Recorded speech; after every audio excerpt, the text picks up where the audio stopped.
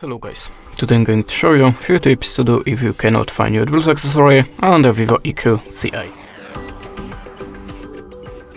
So when I have a problem with my headphones or another Bluetooth gadget, I'm always starting from the simplest way: just switch off and switch on again the Bluetooth connection to restart it. You can also try to restart your phone. It's obvious, I know, but sometimes it really works, so just try it. At the start you have to be sure that your Bluetooth accessory has activated pyro mode, and how to activate pyro mode you will find in the manual to your device or maybe on your YouTube channel, so just check it and be sure that your Bluetooth accessory should be visible for other devices, but it's still not for your phone. Open the settings, then go to the system and select the reset options. Choose Wi-Fi, mobile and Bluetooth, tap on the reset settings button and tap on this button again. After that, look again for your device on the Bluetooth list. You can also try to update the system, so in the settings, look for the system update. If you have any, just install it and look again for your device.